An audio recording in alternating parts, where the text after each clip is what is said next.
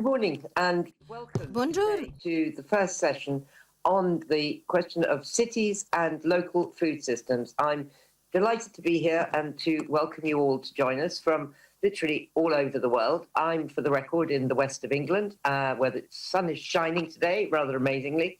My name is Rosie Boycourt. I, for 10 years, ran the London Food Board, and I was involved in the start of the Milan Food Policy Pact. A quick bit of housekeeping, which is very short, which is just to say that this session will be live streamed and it is recorded, and interpretation is easily available in 6 UN languages. So with no further ado, can I ask for the video made by the Milan Urban Food Pact to be played, and then we will get going with the live material.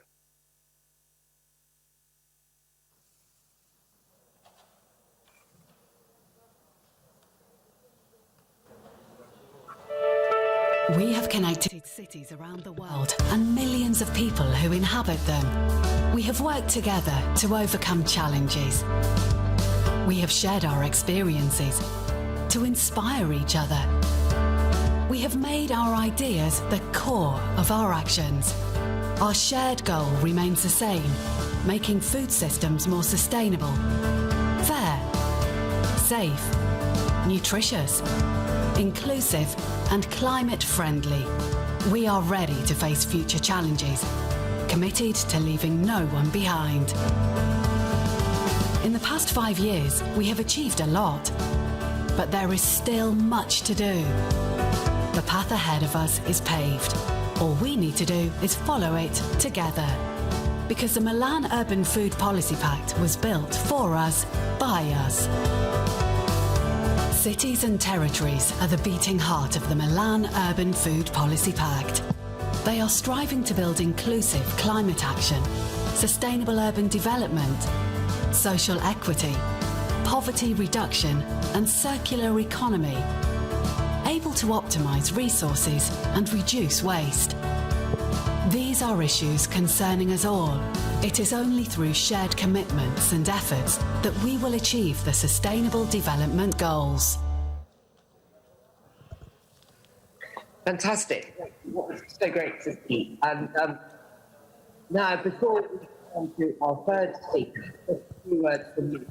Currently, a third of the global food emissions, 70% of food is consumed by people in cities. And with this share, expected to rise as more and more people pour into urban areas. And at the same time, urban foods are plagued by a high prevalence of forms of malnutrition, including overweight and obesity, and of course, anything to go by, massive amounts of urban food. Therefore, cities at the level of that closest to the community really key role to play in shaping our food system.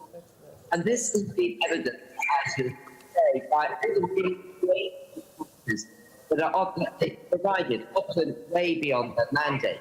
And most of them have also responded to the crisis of COVID-19, which has in many cases upended the food systems, caused massive levels of poverty, unfairness and lack of food. Certainly that has been true in cities all across the UK. So it is absolutely critical that we mainstream the work of cities in all the UN food systems going forward. So this session is moderated, as I said, co-organised by the Milan Urban Food Policy Pact, which was an international agreement set up by 200 cities all over the world who were committed to transform urban food. And it was also brought to you today by the Informal Working Group on Urban Food Systems, a multi-stakeholder group of 26 organisations of city networks, civil societies, academia, private sector and the UN agencies.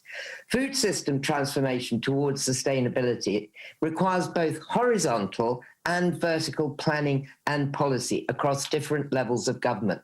I certainly know that's true of us in the UK. Food touches more or less every ministry in some way or another, and it is really difficult trying to bring it all together. But today we're going to be seeking perspectives from a really wide variety of different stakeholders, and that we're going to be able to see where all our work and our challenges coincide and how we can take them forward together in the best possible way. Now, briefly, just the rules that we have. We have got masses of speakers, as I said, from all over the world. And so please, you have to be tough on time, or I have to be tough on time. So our rules of the game are that we're going to have 3 sessions now, an opening one, a first panel which covers different aspects of the city's actions in food systems. And finally, our last panel is going to be on the need for an urban coalition. So our speakers will talk for 4 minutes, and I will come back on screen and sort of at the edge just before the end of their talks, which is a signal to please not stop dead, but please start to wind up. And then if it's relevant because of the time, we'll have a few questions and then move on to the next one. As I said, we've got lots of exciting things to both listen to and watch in the form of videos that some countries have sent in. So I'd now like to begin, and I'm extremely pleased that we're introducing this morning to you the Honourable Giuseppe Scala, who is the Mayor of Milan. He's also the chair of the Milan Urban Food Policy Pact, which is called MUPF, and he has been consistently a champion of food systems. And indeed, you know, all of this was done in Milan. So I'm incredibly grateful to all his work and thank him very much for being there. So Mayor Sala, I think that you in Milan, you really showcase so many of the principles and indeed not just principles, actual activities that are so important for cities to get it right. The good news, of course, is now that we are not alone. Do you think we can count on an alliance between other countries as we go forward? And also, I'd love to hear what you are doing in Milan. So that's a lot of questions. Over to you. Thank you, Rosie. Thank you, Rosie. And let me start by saying that I represent a constituency of over 200 cities worldwide. The member of the Milan Urban Food Policy Pact that you mentioned. And I would also like to acknowledge the work of a wider group of partners, city networks like C40, organizations like GAIN, UN entities like FAO, that want to contribute to the pre-summit, the substantial collective work they have been doing to advance urban food system. Together, we are very, very grateful to the United Nations, its member states, and the Italian government as organizer of this pre-summit for the opportunity to dedicate a session to the role and contribution of cities in the global effort toward better food system. So I am happy to open the session highlighting the need to build the alliance between cities and higher level of government on fully sustainable inclusive food system. Cities are where the majority of the world population lives. So the challenge as well the opportunity are enormous. We cities feel that there is a great scope in reinforcing food system at the national and international level by building on experience of cities. As you know, mayors are used to direct accountability to their fellow citizens. This is why during the session we want to showcase elements of our experience that could be easily, very easily reinterpreted and scaled up. We want also to give voice to representatives of other constituencies that work with us and help us advance our goal. We will be collectively presenting our effort.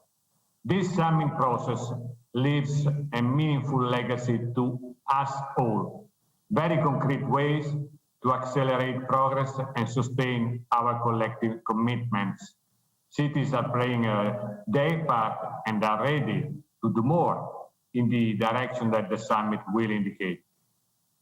As a concrete example of source of inspiration, I would like to highlight how the Milan Urban Food Policy Pact, with merely 6 years old, so it is pretty young, has succeeded in consolidating a group of cities that share the same commitment towards healthy, sustainable, and inclusive food system. And today I'm happy to announce that the city of Los Angeles is joining the pact, following on the steps of Sydney, Tokyo, and other cities early this year.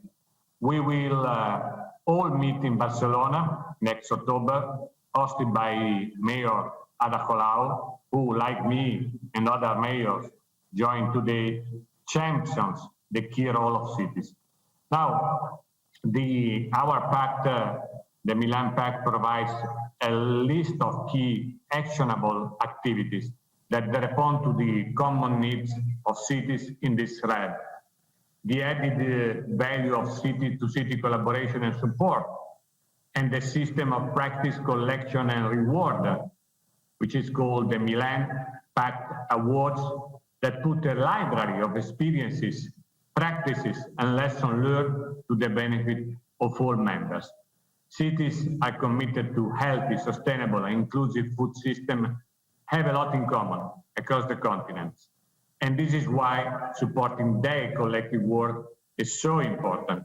Looking at cities, providing them with the autonomy, which is fundamental, and direct funding, even more fundamental, to support food system as a huge potential worldwide.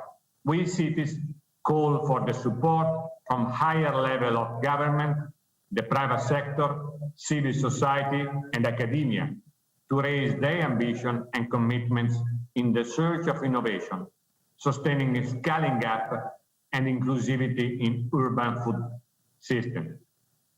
We know well that we need the collaboration of all actors to achieve the very ambitious goal we are setting here.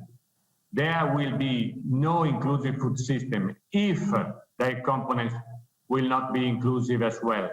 There will be no sustainable food system if they do not take the planet and the people into consideration as the only single step of development. There will be no healthy food system that do not sustain our collective health. We feel that this summit is the opportunity of a lifetime to change the course of how we feed the planet. The COVID-19 pandemic has made it even more clear that we are in this together and can achieve our collective goals only by raising the bar together and support each other. Happy session to all. Thank you. Thank you. Thank you so much. That was fantastic to hear. Great news that Los Angeles has joined us. Now, we're going to move on immediately to our next speaker, who is Mr. Maciej Ciasnocka, who is the CEO of the European Carbon Farmer that has the mission to unleash the world's greatest carbon and capture and storage pool. Welcome, Maciej. I can't see you at the moment, but I'm sure you're there. And I'd like to just, hi, Maciej. I'd love to talk to you just for, we're moving through this as fast as we can, so we haven't got very long. Farmers are the backbone of any country, and they're obviously the backbone for cities because that's where we're going to eat most of the food. So what are the mechanisms between the national and the rural that you'd like to see in place to support you, and how can we strengthen those links? And what else can urban administrations do to enrich your life and to enrich their life? Over to you. Thank you, Rosie, and thank you, Mayor Sala, for convening the session and being the leadership behind Milan Urban Food Policy Pact. It's my pleasure to be in this session, and let me, because of limited time, let me get straight into two questions, then with some summary at the end. In terms of the mechanisms between national and local governments that I would like to see, I think I have three major points to make. Point number one is that I absolutely need to see and would like to see very clear and ambitious vision for the future. And for me, that vision should be framed along the lines of nature positive and net zero future at the very, very, very latest by 2050, in line with the ambition of the Paris Agreement. And here I would be referring to one of my roles, responsibilities, and also honors of being part of COP26 Race to Zero campaign, together with Nigel Topping, the high-level champion for Climate Champions team, nominated by the UK's government, and Gonzalo Munoz, another high-level champion for climate, nominated by the government of Chile. So clear and ambitious vision in line with net zero at the core is the first mechanism or level of ambition that I see absolutely critical in order for this cooperation to be successful. Once we have that, I would like to see a leadership of both national, local, and other actors in implementing and delivering on that vision. And here, once again, I could be referring back to high-level champions or Mayor Sala with their leadership, which is great, and it's wonderful to be building on that. I would like to underline that it's extremely important to have leadership at the lowest levels possible, right, according to the principle of subsidiarity, as well as overall at the governmental and global level, right? And here I would be referring to, for example, Climate Change Committee of the UK, which I would like to see being implemented in more countries of the world, and of course the Global Paris Agreement. And finally, very concretely, I would like to see, and we need to see, shift from action-based payments to results-based payments in order to transition our economies with farmers at the center to net zero and nature positive economy that I've been referring to all this time. Finally, I would like to make two requests and then quick summing up. I would like us to see a rephrasing and reframing of the conversation from sustainability to regeneration. I don't think this word sustainability is the correct one to use any longer. And my request to you all is, if you haven't done it already, after this pre-summit finishes and certainly before the summit, please go out and talk with the farmer that is nearest to you and make those real life one-on-one connections. And I really do ask you that. Finally, we do have to position agricultural carbon credits in that framework that we are creating strategically. And right now, the risk is real that we'll lose agricultural carbon credits market before they have even started, at least in the European Union. So I urge all actors, the national governments, private actors, the European Union and others, for really thoughtful leadership in that space. Summing up, for me, the future is extremely clear and the level of ambition is equally clear. Net zero and nature positive future by 2050. I commend everyone on the leadership with that framing so far, including Milan Urban Food Policy Pact and all the signatories. And I, of course, encourage more actors, not only cities, but other non-state actors to be buying into that effort and delivering this vision together, because we can only deliver that together. And just like Milan Urban Food Policy Pact is not only an outcome, but actually a living outcome of World Exhibition in Milan in 2015, I am sure Race to Zero and the Race to Resilience, the campaigns of high-level champions, Nigel Topping and Gonzalo Munoz, will be leaving legacy of COP26. And for engagement with those, I encourage everyone, every non-state actor. Thank you, and over to you, Rosie. Right, thank you, Matthias. That was great, and I agree with you about the carbon credits. Now, our last speaker in this first session, who is also apparently the youngest, is Ms. Pamela Escobar Vargas, who is the co-founder of Fridays for the Future from Mexico, and she's a youth delegate to the C40 Global Youth and Mayors Forum. So welcome, Pamela, and Fridays for the Future, it changed in months what science couldn't change in years. And you've really brought people around to diets that are much more rich in plants. So why is the food system so important to you? And tell us a bit about Fridays for the Future and why youth involvement is so crucial to our projects. Welcome.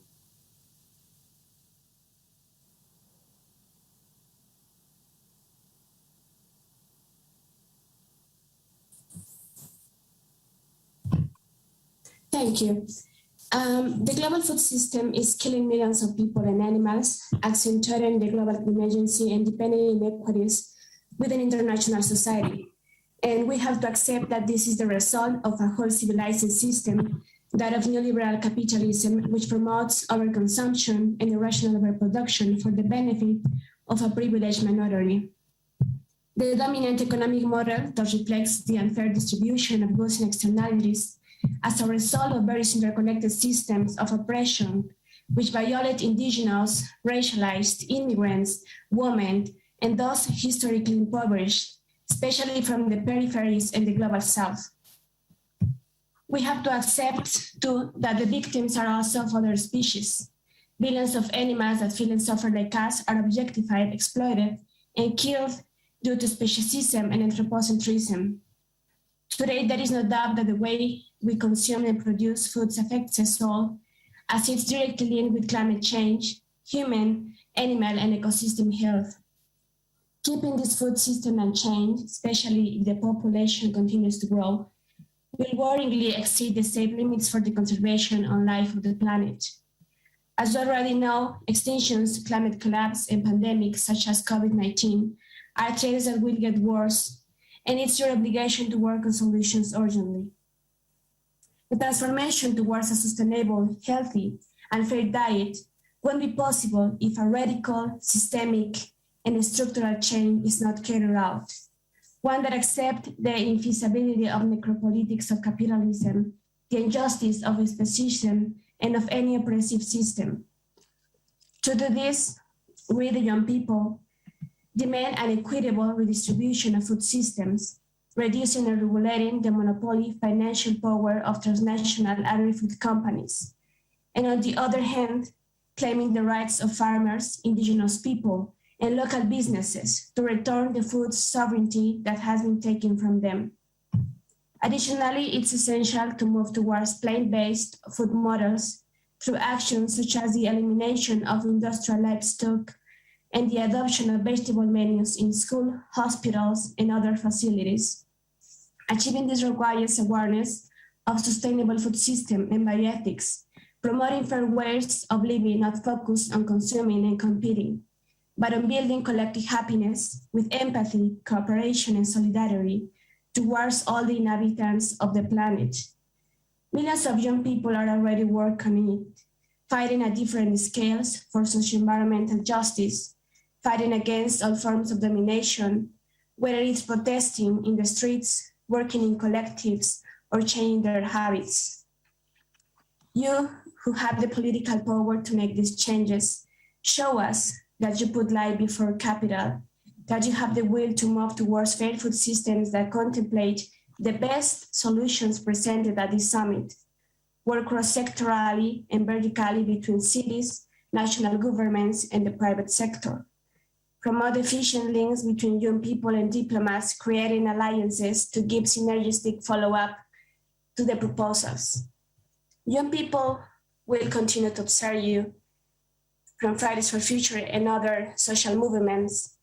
So respond to this with courage and efficiency for your lives, on those of your loved ones, for the lives of all of us who inhabit in this planet. We cannot wait for another summit. We must act now. And always remember this, we will never stop fighting for a fair planet for everyone.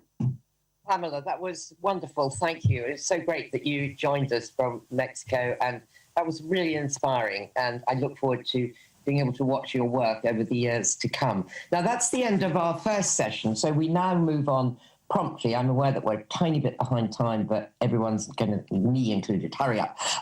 We're now going to start diving deep into some of the actions that are needed to carry all these great ambitions and plans out. So our first topic is going to be food and social protection, which is, of course, what the last year has been about through the pandemic. I chair a charity called Feeding Britain, and we have never been so busy. So I'm thrilled to, first of all, start with introducing to you Councillor Asha Craig, who is Deputy Mayor for Communities, Equalities and Public Health in Bristol. Asha is, in fact, not very far from me. So, Asha, Bristol's one of our leading food cities, and I know all the amazing work that you have all been doing for years. Can you tell us about the social protection and the resilience and how you've interwoven those into the politics of your city? Over to you. Thank you, Rosie. It's great to be here today sharing our Grazie, sono felice di essere qui oggi. Sono lieta di poter presentare l'approccio di Bristol e anche come stiamo affrontando la protezione sociale e altre iniziative.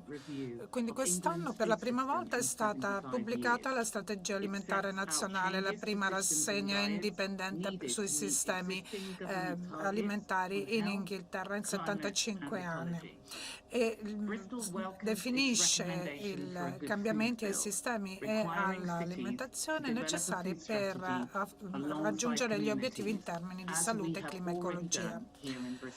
Noi stiamo lavorando con Westminster affinché possa lavorare con noi per dare a tutti i bambini accesso a cibo accessibile e sano, così che possano essere in salute, più felici e più produttivi.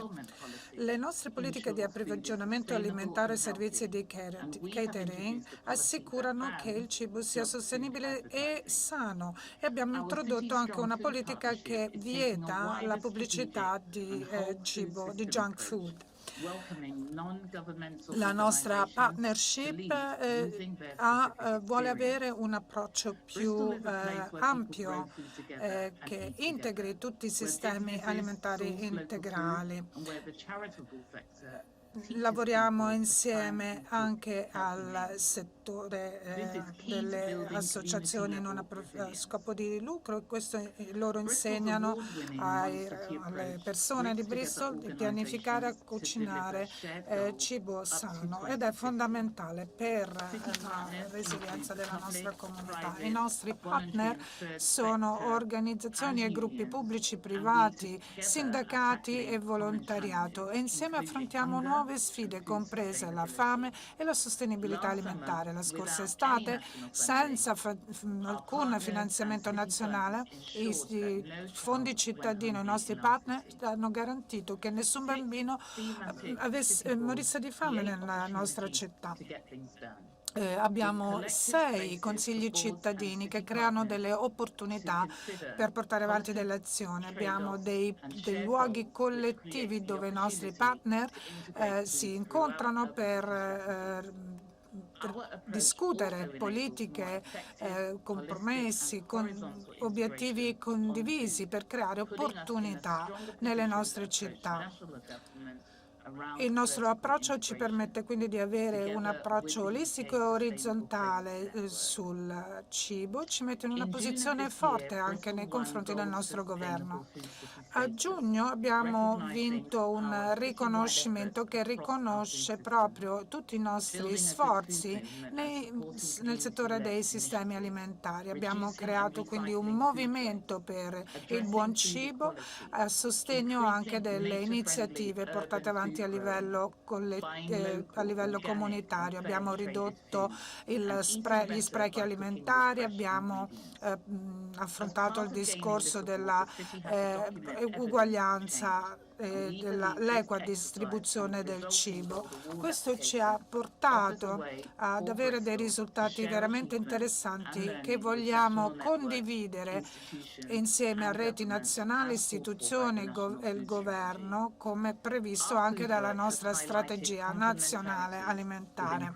Il nostro lavoro ha sottolineato l'importanza di approcci complementari con programmi di lavoro che riguardano protezione sociale, compresi anche club alimentari, le cucine per i bambini, che funzionano in aree in cui c'è grande insicurezza alimentare.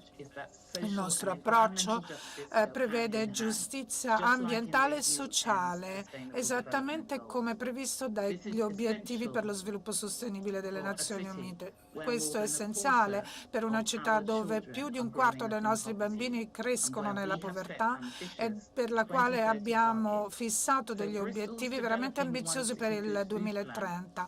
Quindi il nostro One City Good Food, questo programma, include la strategia strategia per l'uguaglianza alimentare e il piano d'azione, mentre lavoriamo per realizzare gli obiettivi del 2030. Noi abbiamo bisogno di un'integrazione verticale migliore tra il governo e le città. Questo ci permette di avere migliori risultati e autonomia. Bristol è una città progressiva e noi non possiamo aspettare le lungaggini del governo, quindi abbiamo bisogno veramente che ci sia questa integrazione fantastica, una meravigliosa storia molto di grande ispirazione. Quindi vorrei dare adesso la parola al prossimo speaker, il dottor Jane Battersby,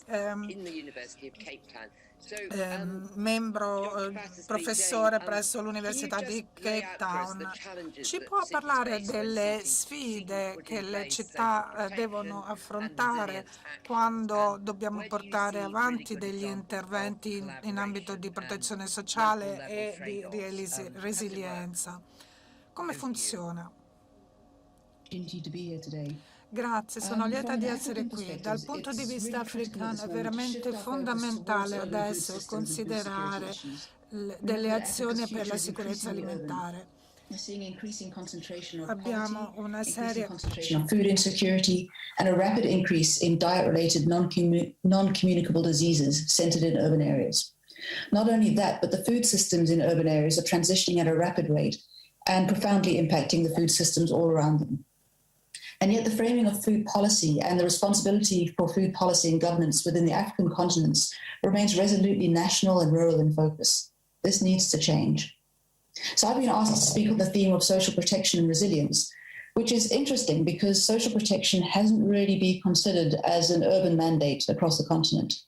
And the absence of a clear mandate has left local government relatively undercapacitated to develop and to roll out projects at scale, which are well tailored to local needs. However, at the same time, there's considerable civil society-led social protection in place. And so I think there's real opportunities for governments to act within existing mandates to leverage the work that's being done by civil society as a means to address food insecurity and food systems challenges. In terms of resilience, a number of African cities are rolling out resilience programs and policies, particularly now in the light of COVID and COVID++, COVID plus the compounding factors of climate change, of political unrest, etc.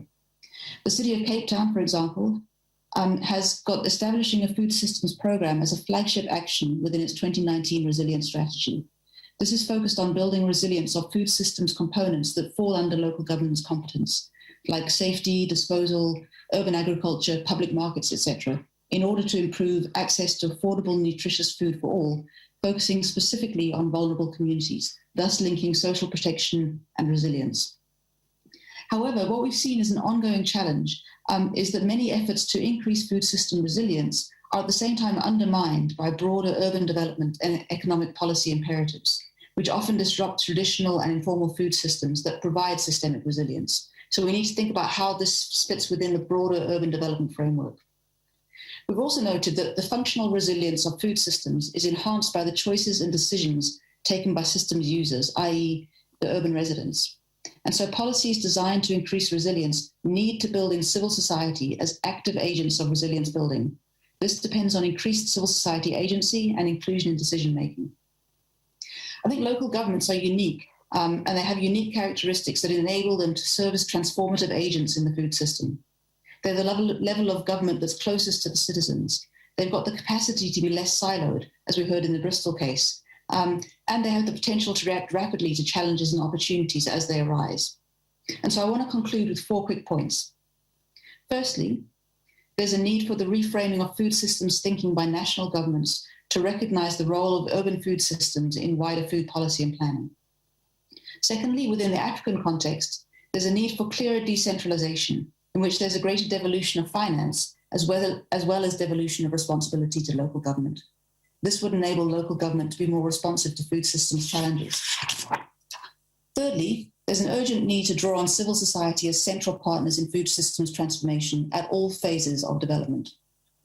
And fourthly, these efforts can be brought to fruition by encouraging local government to gain support and capacity development through working with organizations like ICLI, the Milan Urban Food Policy Pact, RUAF, FAO, GAIN, and others. In conclusion, moving towards urban food systems transformation is urgent, and it requires collaborative, vertical, horizontal, and network governance. Thank you very much.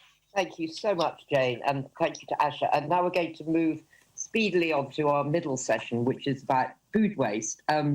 It represents 50% of municipal solid waste, and cities are strongly working towards reducing that by 50%, in line with SDG goal 12.3.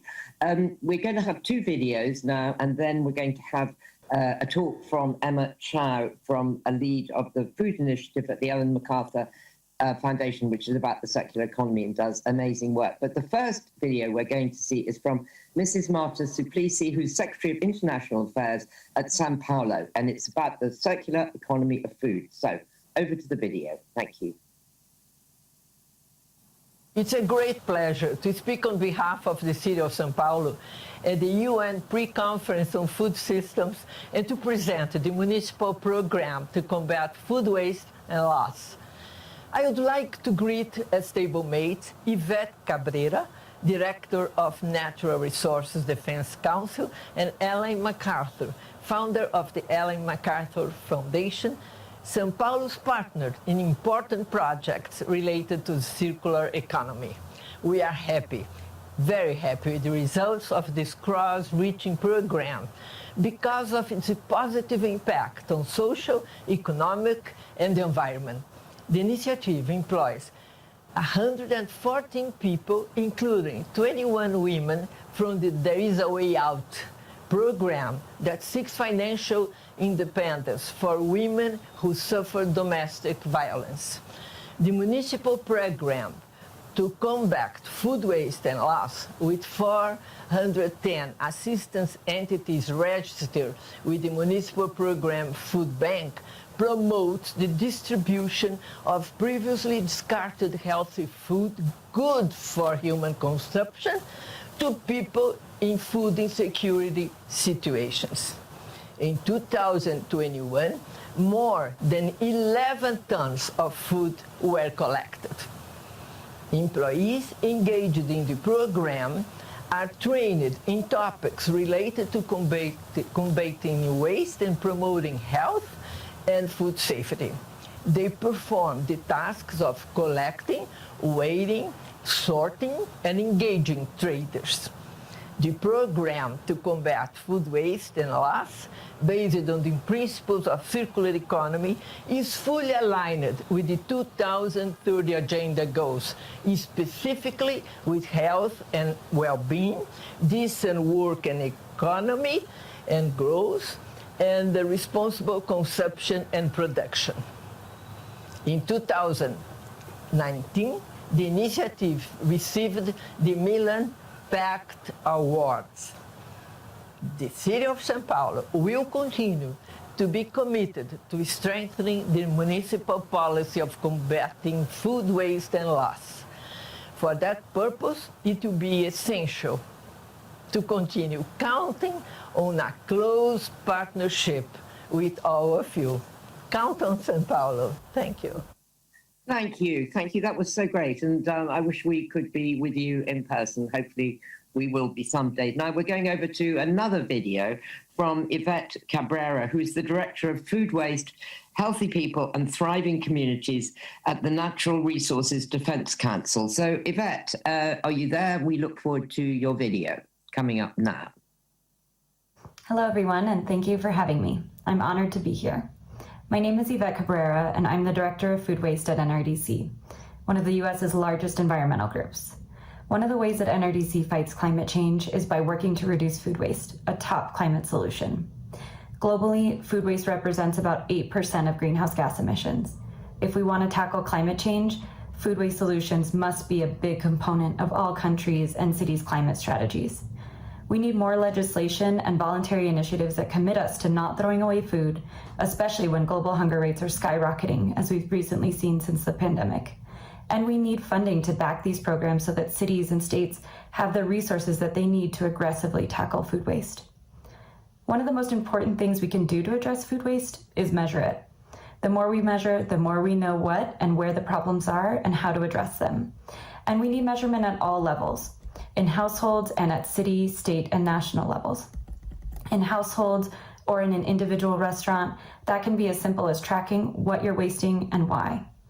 In cities, this might mean doing comprehensive waste audits of various sectors. We also need measurement at the national level.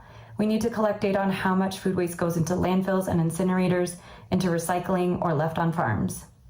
In the US, bills that were recently introduced in Congress, like the Zero Food Waste Act, would provide the much needed support to cities, states, and tribal governments to conduct measurement, develop plans and strategies to address food waste, and even to develop infrastructure. Globally, we need policies like this one that make it easy for critical actors to address food waste. In the US, cities are where the decisions are made and where infrastructure is developed and paid for.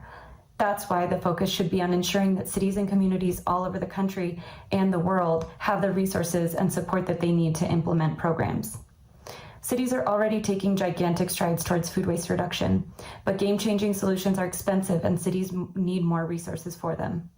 Through NRDC's Food Matters initiative, we partner with cities to achieve meaningful reductions in food waste through comprehensive policies and programs. We challenge cities to think about food waste as a suite of solutions under prevention, food rescue, and recycling. And to inform and implement these solutions, we bring together people in the community that are affected by, working on, or interested in any one of those things. These factors are critical to any city's success. Many of the cities we are working with on food waste are actively educating their residents on how to reduce food waste in their homes. In the US and in many developed countries, consumers are the largest single source of food waste. And for a diverse nation of 322 million people, wasting food emerges as an embarrassing unifier. No matter our age, gender, economic status, or education level, we all waste food. But we can also take steps to waste less food in our homes. Since 2016, NRDC has run a consumer awareness campaign in the US called Save the Food to help people understand the role of household food waste and equip them with the tools that they need to reduce food waste in their kitchens. One of the things we encourage people to do is only buy what they'll use and use everything they buy. Most of the time, we're purchasing too much food because of good intentions, but we need to do a reality check on these habits if we're going to make a dent in food waste. We need to better understand why we waste food in our homes in order to take steps to correct it, and the tools to do so exist. Cities are key partners in ensuring that residents have the tools that they need, and this is just one example of strategies that cities can implement to move the dial on food waste reduction. Another area that we collaborate with cities is in understanding how they can create a stronger food rescue system. Historically, when we've talked about food waste infrastructure in the US and in many other countries as well, we've meant composting and anaerobic digestion. But with the pandemic, cities are becoming increasingly interested in rescuing more food. Cities have had to rapidly mobilize to ensure that resources are in place to rescue surplus food and redistribute it to people in need, making sure good food ends up in people's plates and not in landfills or incinerators. Cities are already leading the charge on food waste, but they can't do it alone.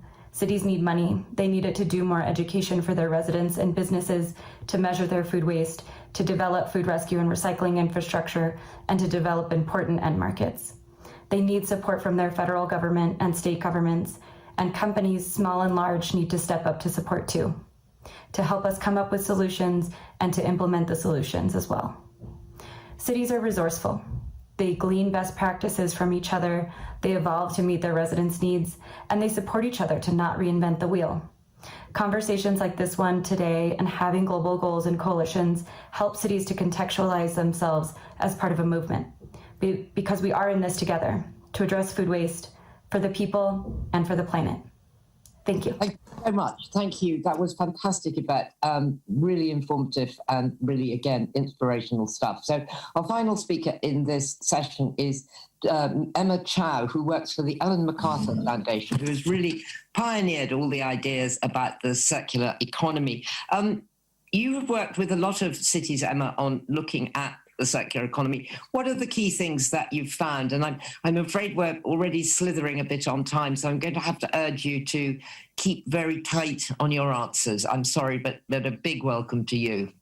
Thank you, Rosie. And when we talk about food in cities, it's not just about what happens in the urban boundaries. What's really important here is also understanding how the impacts of cities have well beyond their boundaries. And so cities have this massive influence on the entire food system. And it's because of their consumption power. By 2050, we expect about 80% of the world's food to be eaten in cities. So let's fast forward to 2050, and we can imagine a positive vision where every urban citizen has access to nutritious food that's grown regeneratively in ways that are helping nature and the people who grew it to thrive, and also sourced locally where relevant, because there's 40% of the world's cropland in existing peri-urban areas today. So we're reconnecting urban consumption with the local production. And we're creating this feedback loop where no food in cities is going wasted, but actually that food that we can eat, that surplus, is redistributed to help tackle food insecurity issues.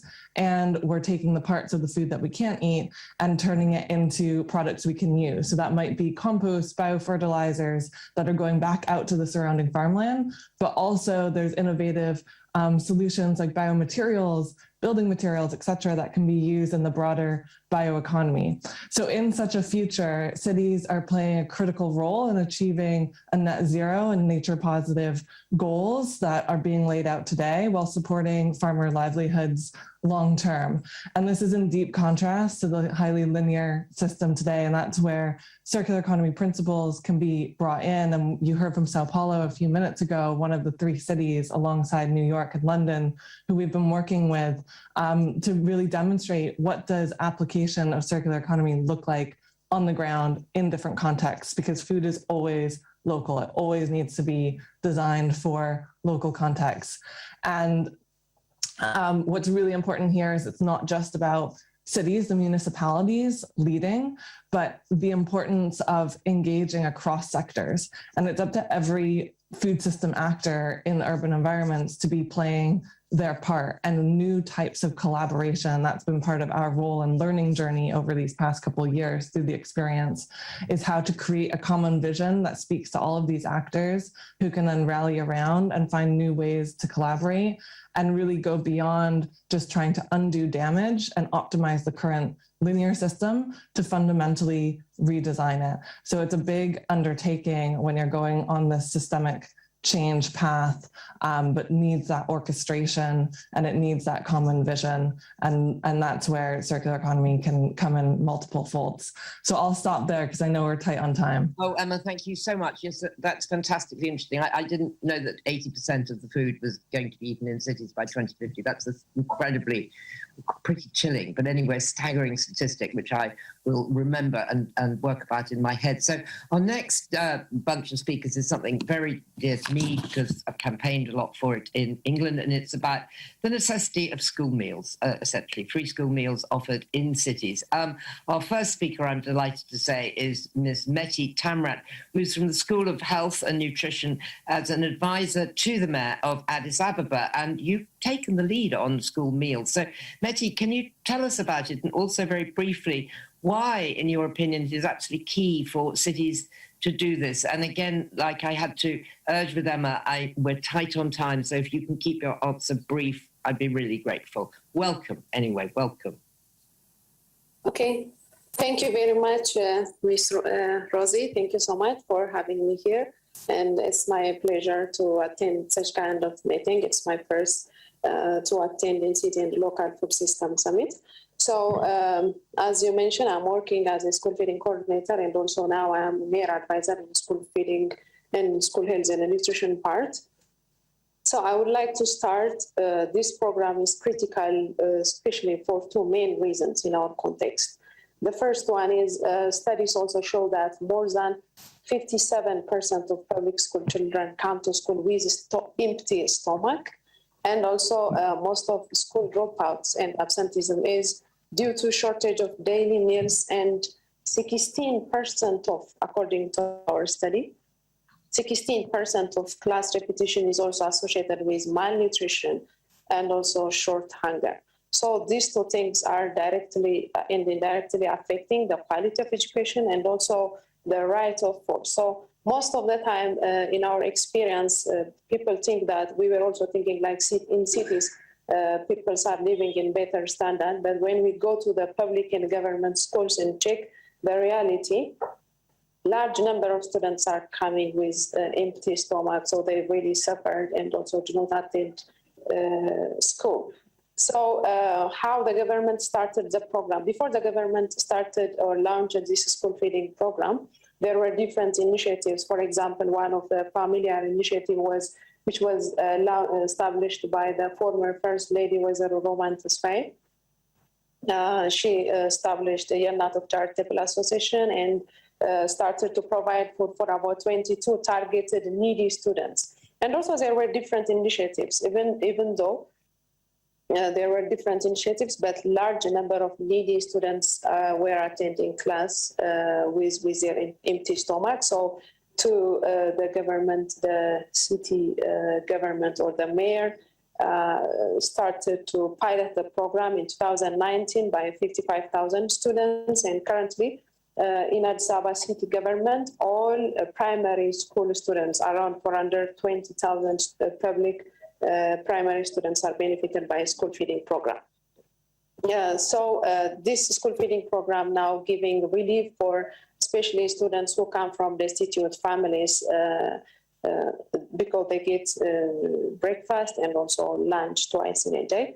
It also creates a job for about 10,000 poor women, and those women are the mother of children, so they get and recruit in the school as a cook, and also they just care more for the kids than would other groups care for children that are not their family. Therefore, providing meal in school is lifting some of the burden of the poorest residents of the city, and also which is contributing to the attainment of the objective of sustainable development goals of like zero hunger, improving the quality of education, gender equality, good health and well-being, etc. for toddlers. So we see school feeding as a very good opportunity to achieve most of the sustainable, it contributes a lot for those sustainable development goals. So now currently the government also believes that investing in school feeding is not an expense, but rather it is an investment, because even in our study, investing in school feeding, like for example, investing now $1 for school feeding and the nutrition will have 7 up to 16% return back in terms of health, education, and also overall resource implementation.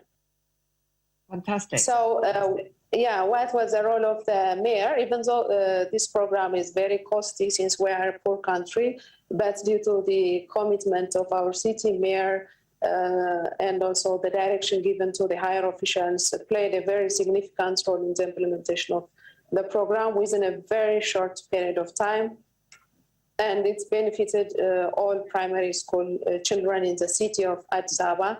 And such type of programs are new for our country, and also it's good startup, and it's becoming exemplary for others. You know, when the city, Addis Ababa city, starts and officially launched this program for all primary school children, the other parts of the other regions of the country are also taking a lesson from us. They are coming every time to take lesson. Is it possible? It's costly, blah, blah. So now they are focusing and starting to implement the program. Fantastic. So it is the best, it's a best experience. Cut across you, but really congratulations on doing that. That's very, very wonderful story, and we loved hearing that. Now, our next speaker is Mr. Pier Cristiano Brazzali, who is president of the International Dairy Federation. And very simply, Pier Cristiano, what do you do to support these city programs? Welcome to today's session. Thank you. Thank you very much for the opportunity to contribute to this discussion. Devastating effects of poor diets and malnutrition on children's health, school performance, and ability to learn are well documented. The private sector has called for social protection solutions through the summit preparation, and this includes school meals. As mentioned by the head of the World Food Programme in the opening ceremony, David Beasley, School meals programs are a simple investment to address children's hunger. Indeed, school feeding programs are valuable opportunities to positively affect child and adolescent development. These programs increase access to education, improve nutrition and health, and stimulate local economies. School feeding programs often serve as a safety net to ensure adequate nourishment for children. This has been reinforced during the COVID-19 pandemic. We are proud of efforts and creativity that made milk and dairy foods accessible to children during the crisis. Special distribution channels have been organized to deliver the essential nutrition. School meal programs started in the UK in 1920s and are now delivering nutrition to at least 160 million children around the world. Milk and dairy are nutrient-dense food and that are also essential part of school meals feeding programs. To learn more about school milk plans, you can visit our Knowledge Hub at www.schoolmilkprograms.org.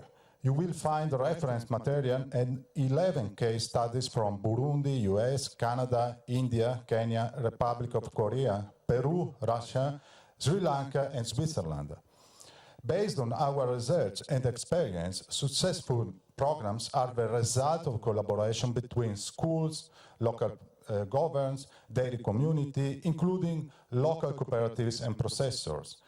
IDF study called The Contribution of School Milk Programs to the Nutrition of Children Worldwide, published in 2020, shows that the involvement of governments in school milk programs is broken down to 50% Ministry of Agriculture, 31% of Ministry of Education, 14% Ministry of Health, 19% regional governments, and 19% local municipalities.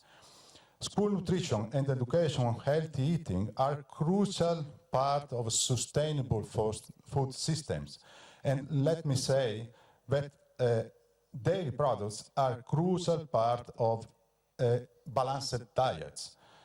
The International Dairy Federation is pleased to support the School Milk Coalition of Action, and we encourage member states to join.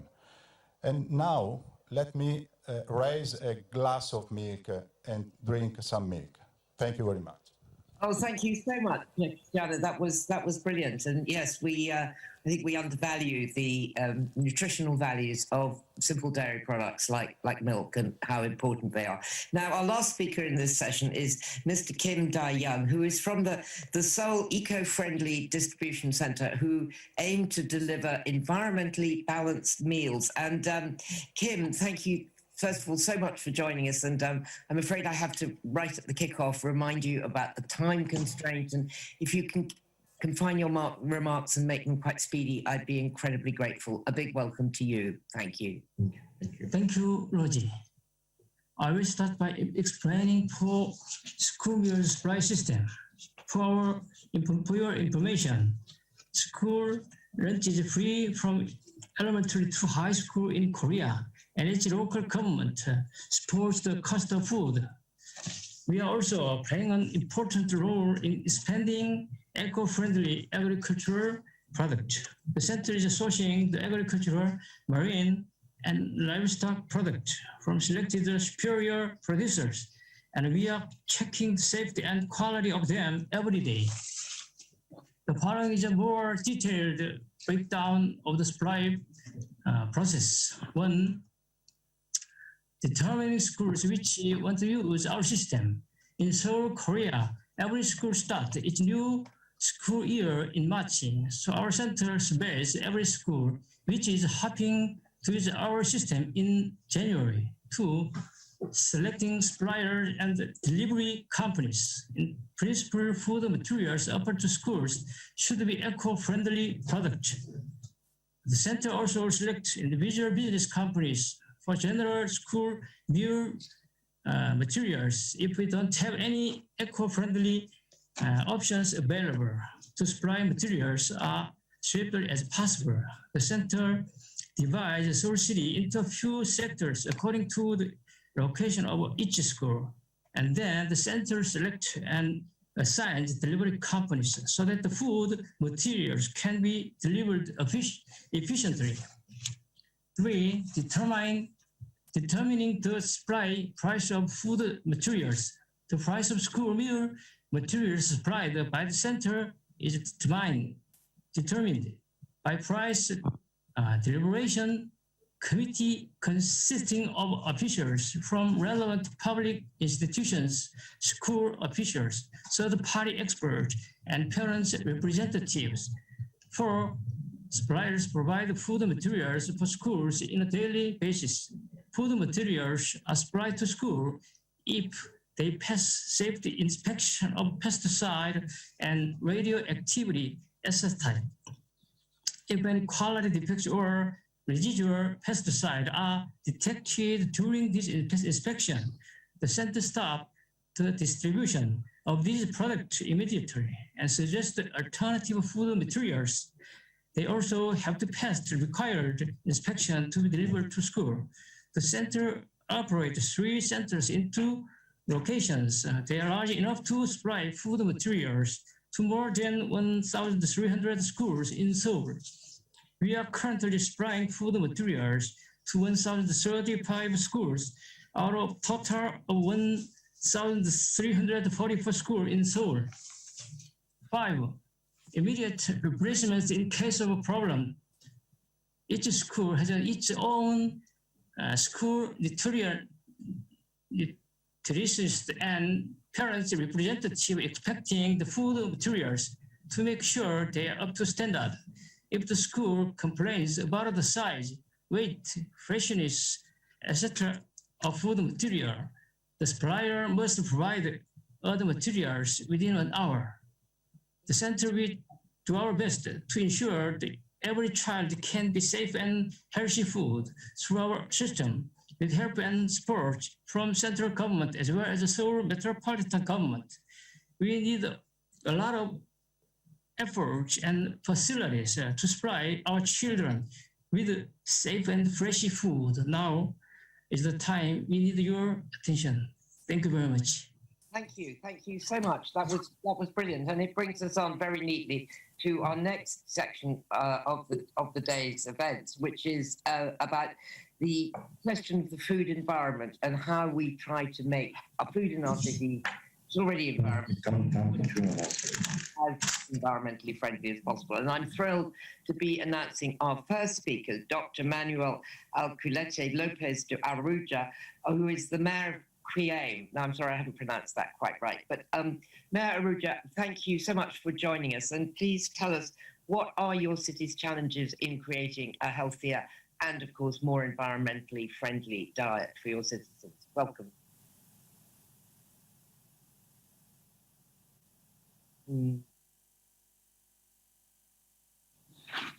Okay, do we have a problem with this? Maybe I should move on to our next speaker.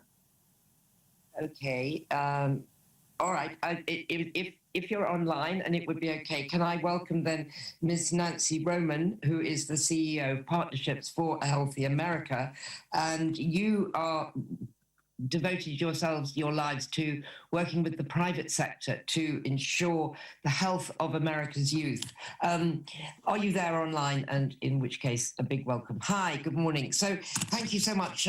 What are the partnership mechanisms that you have between national, local, and the private level to ensure that you produce healthy and sustainable food? Thank you so much for joining us. Can you come off mute? I'm here physically present. Can you hear me? I'm so sorry. Hello? Okay. Hello, yes. Okay, well, thank you, Rosie. It's a pleasure to be here and to hear from so many leaders all over the world, truly inspirational. And I have to say, having worked on hunger and nutrition at the United Nations World Food Program on the global level, running the largest community organization in the United States in Washington, serving the hungry, And now, as head of Michelle Obama's Partnership for a Healthier America, I've seen from three very different vantage points the power of cities and local government to affect real change.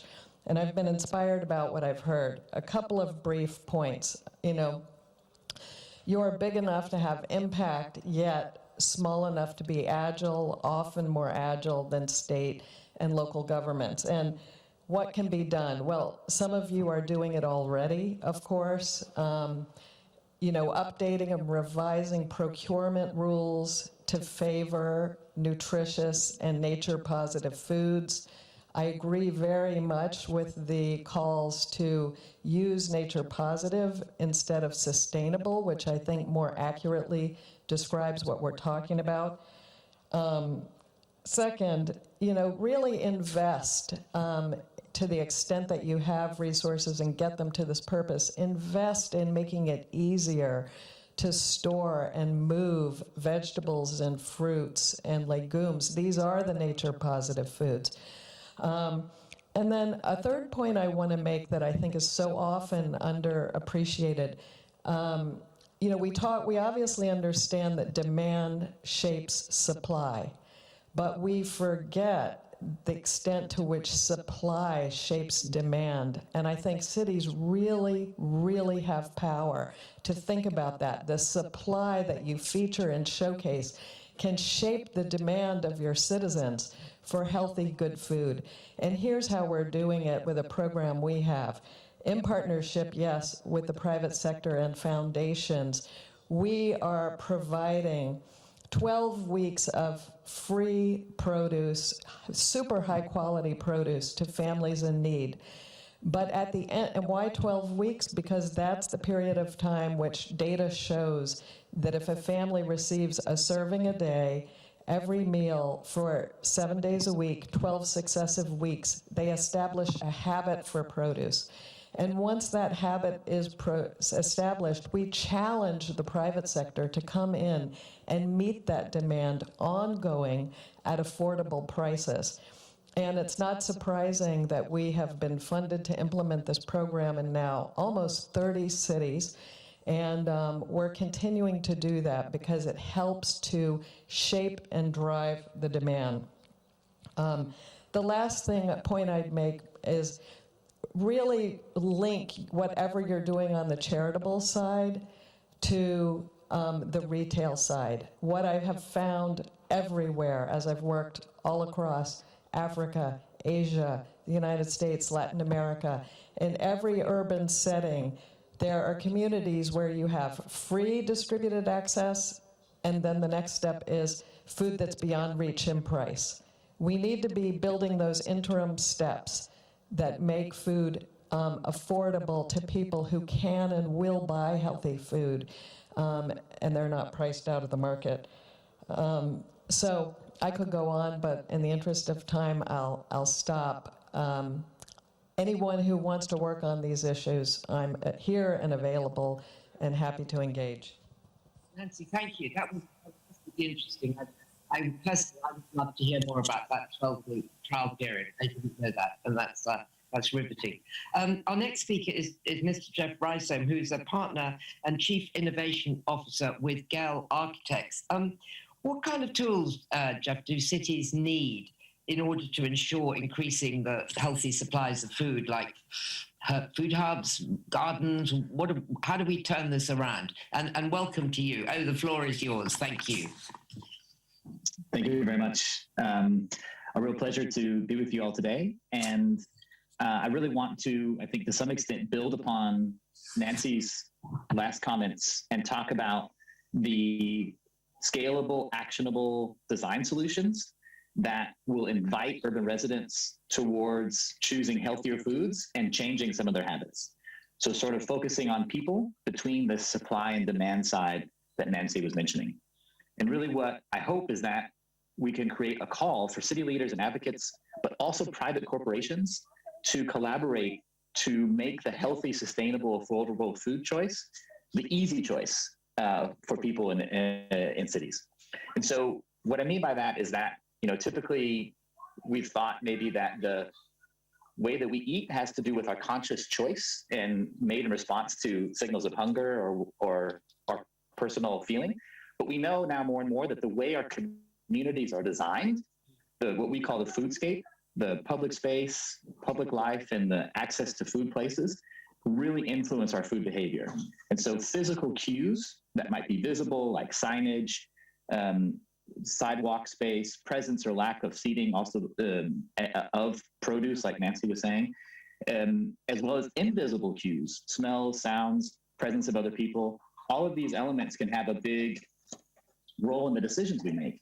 And so for us, the question is, how do we design to make it easier for people to make the right choice? So what it means, so an example of that, working in South London, in a part of the city where 52% of children aged 12 to 16 are obese, we spent time with these youth, understanding about their everyday behavior, where they spend time, where they make their food choices.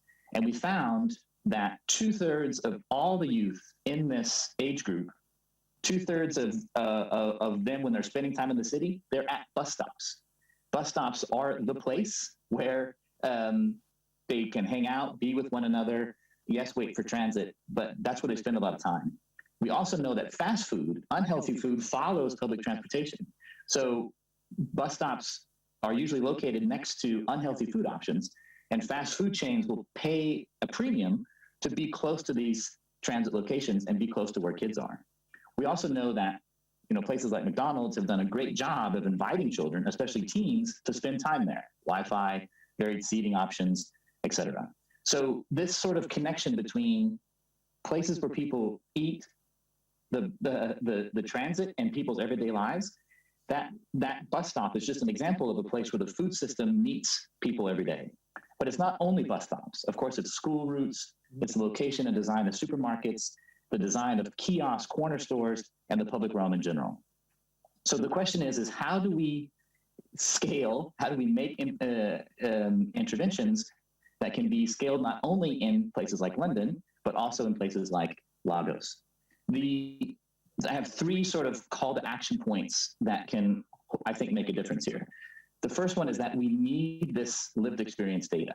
We need to know how people are making their food choices, what their everyday lived experience is like, and what options they're faced with every day.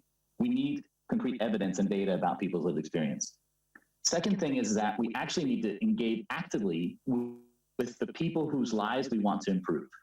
So we can enlist community researchers, especially youth, people like Pamela, you heard earlier, and others to collect some of this data and bring their tacit knowledge together with more professional knowledge around social science, public health, et cetera.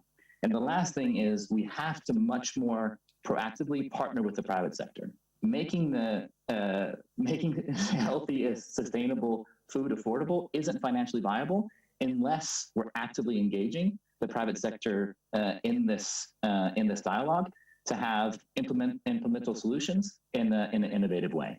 So this is the hope that we can make healthy, sustainable, affordable food choices the easy choice for people in their everyday life, but we can only do that through that form of collaboration. Thanks.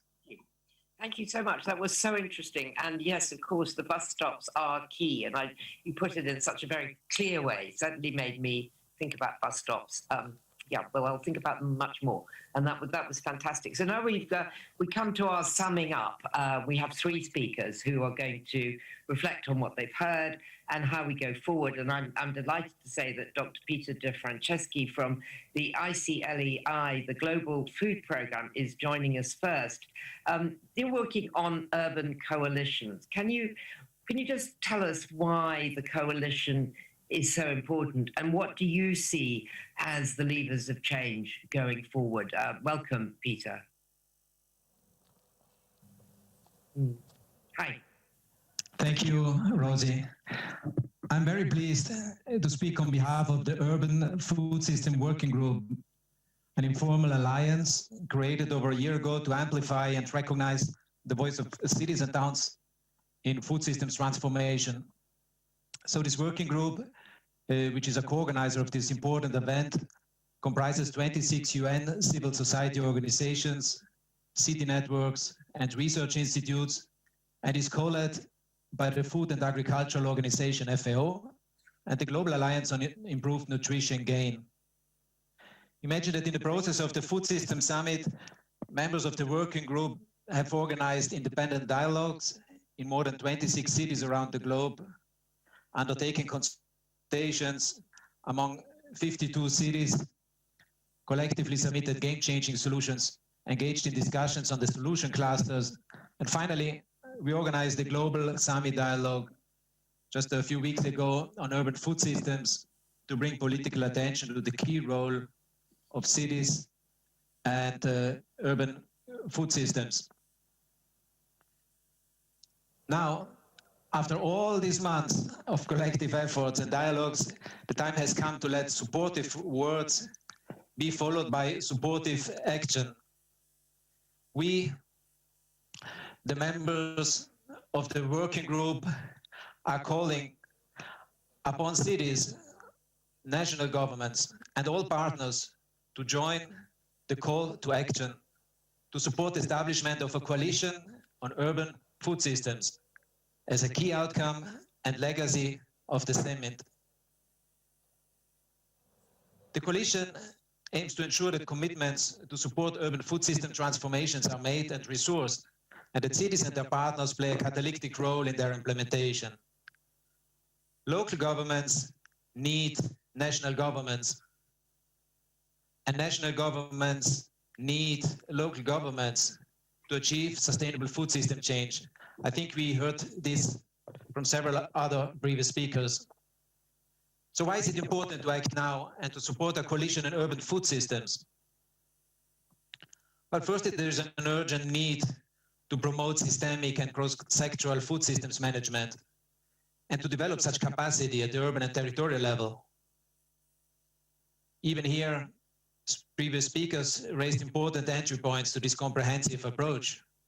Second, the coalition will create a space for dialogue and strengthen food system linkages between the national and subnational government, thus promoting vertical and horizontal coherence and integration between policies, plans, and programs.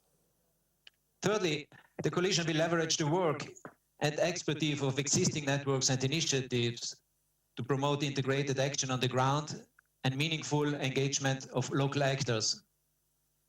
Fourth, the socially innovative mechanisms of multi-stakeholder food governance will be promoted. Think of food policy councils or similar community-based mechanisms that were mentioned throughout the previous speaks to ensure the active participation of all stakeholders, because that's what sustainable urban food systems are about. And then the integrating food into local planning and co-developing holistic food strategies strengthen the connection between the different food system components that we just heard about and the way it's also structured in this session. Food waste, procurement, food environments. But it also helps achieving other policy priorities such as public health, climate action, equitable action, biodiversity laws. And finally, there is a need for improved emergency food planning. We've seen that with the COVID-19 experience. There is a need for improved emergency food planning at the urban level to ensure nutritious food for all citizens during emergencies. To conclude, we propose that the working group becomes the nucleus of the coalition on urban food systems. We need the support of all stakeholders at all levels, in particular national governments, who will be the catalysts of change for turning summit commitments into realities. A food system summit legacy without cities is a food system summit legacy without people, because it is in cities where most people live and most food is eaten. Thank you so much. That was fantastic. Thank you. And I'm really pleased to say that we have Dr. Manuel Aquilete Lopez do Aruja, who has now joined us from Mozambique. Dr. Manuel, are you there? And will you come in and address the conference on the question of your city's experience about creating healthier environments? Oh, there you are. A big welcome. The floor is yours now. Thank you. Thank you very much, Rosette, and I'm really sorry for the connection problem. First of all, allow me to thank Mayor Salas for his leadership during all these years with regard to food policy worldwide. We have been following his lead, and I think that Milan City and Milan municipality have been playing a very important role in spreading this message for the need of a food system worldwide.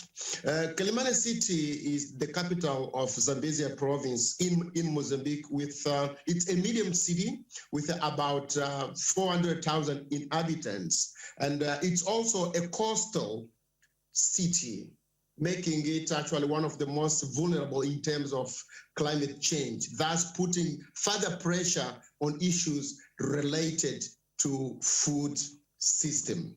And Quelimane City was one of the first, and actually we are a champion on both climate change and food systems. And our city was one of the first cities in Mozambique to develop a municipal development and adaptation strategy. And that municipal development and adaptation strategy is based in 4 main pillars. The first is that we want to have a productive municipality, a municipality where the local economy provides adequate opportunities for the majority of the citizens to earn a decent life. The second pillar is that we have, and we are striving to create a participatory municipality where the citizens have the opportunity, but also the capacity to participate equitably in the social life. So by participating in the planning, in the budgeting, but also in the monitoring and evaluation of the plans. We are also striving to have a sustainable municipality. Here, we strive to have a circular economy bound in our city. And the fourth and last is a good governance municipality where the institutions, the local government report what it's doing to the citizens. And I want also to ensure here that, to make sure that mayors and local governance officials have got two main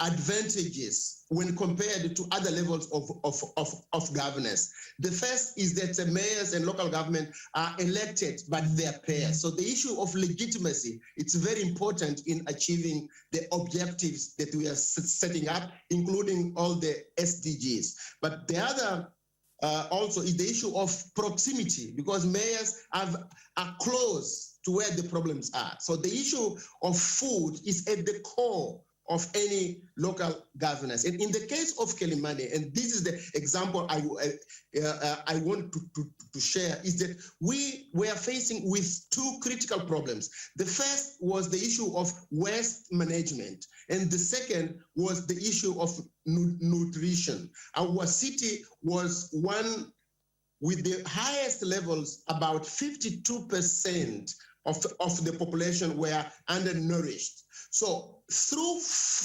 creating a food system, we managed to tackle these two critical problems, waste management and nutrition. What did we do? We partnered with the private sector, with the universities in our city, but also with two NGOs from Milan, which is Manites and Sealim, and we came up with a project that were aimed at transforming the waste into compost. So by transforming the waste into compost, we, with one stroke, managed to solve these two critical issues. One, which is waste management, and the second issue of nutrition. How we train farmers on how to use compost, on new techniques to develop in their farms, but also we managed to intervene in the transport system, because we were having a lot of food waste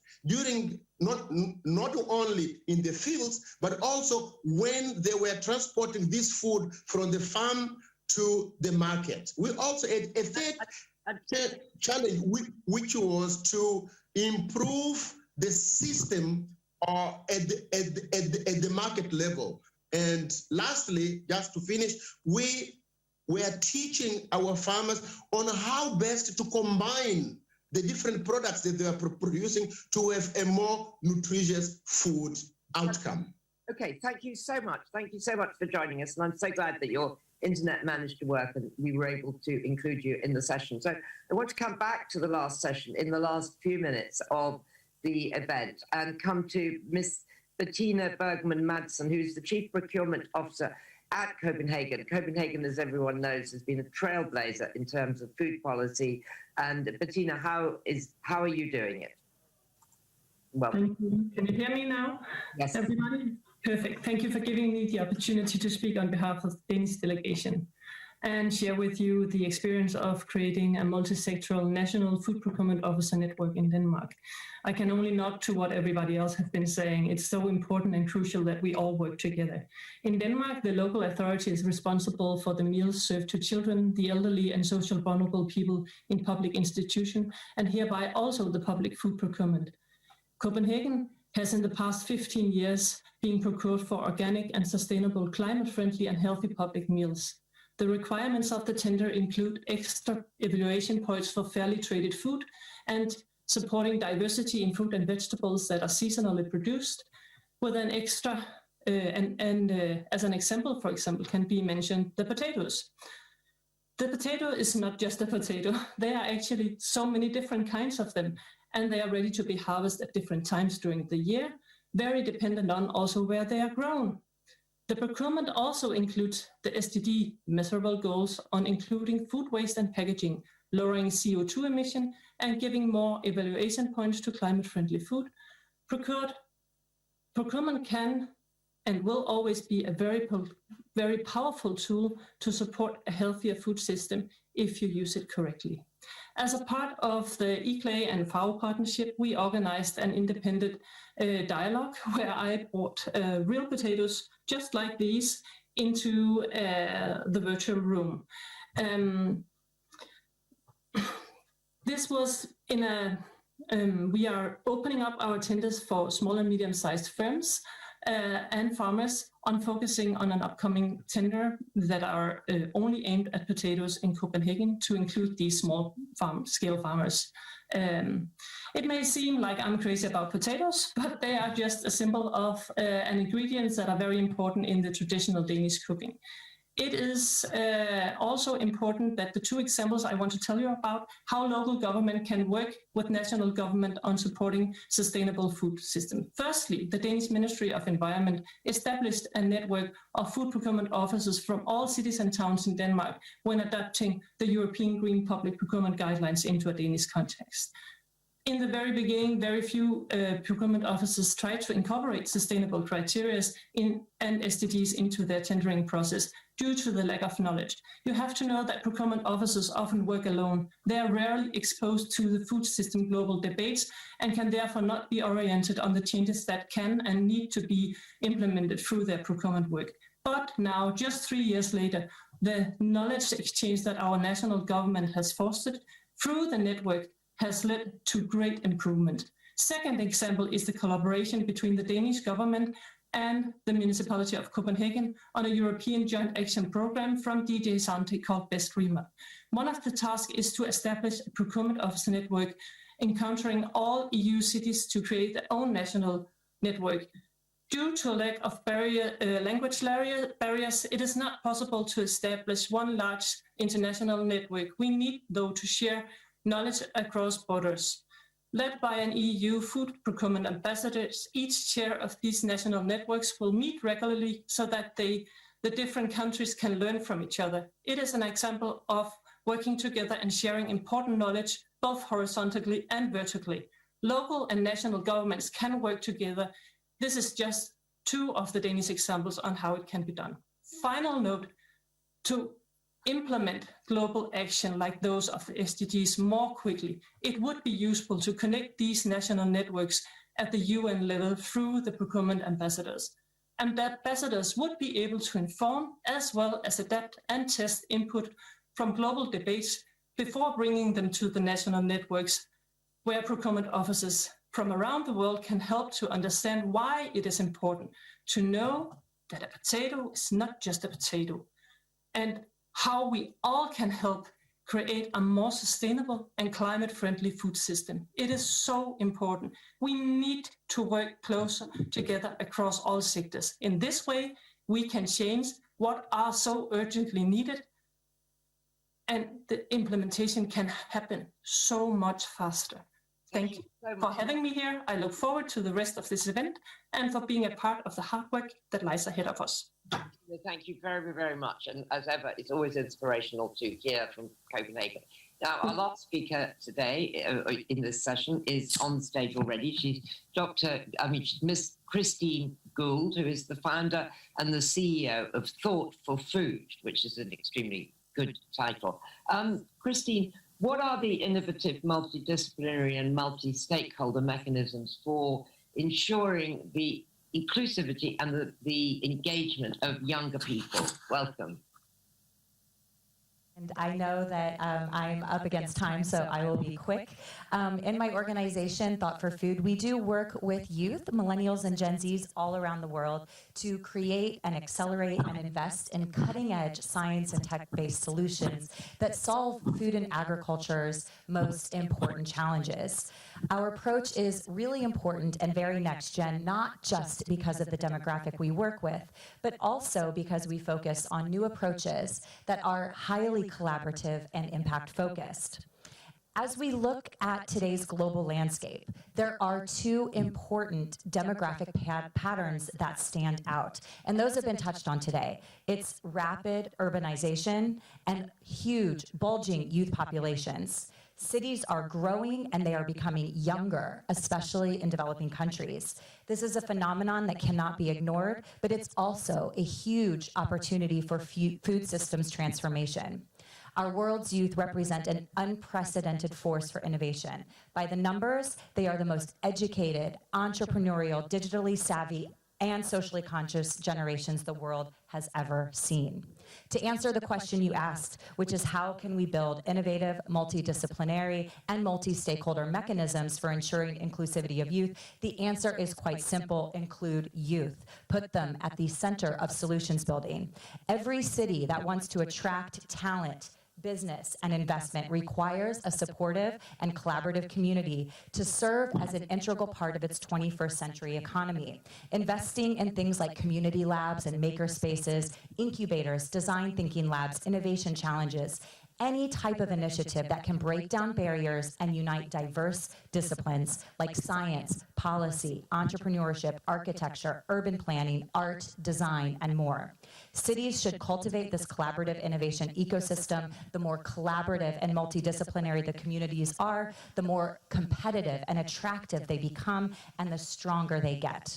Cities are and should continue to be the experiment station, the labs for innovation and approaches that can be tried out, tested, and if they work, scaled rapidly. Cities are the entrepreneurial innovation engines for food systems change, and the fuel for this engine can be the creativity, energy, and passion of youth. In summary, to shift food systems, practitioners, policymakers, donors, and youth can co-create effective initiatives that build truly inclusive circular cities, cities that unleash the potential of youth for today and tomorrow. Thank you very much. Thank you so much.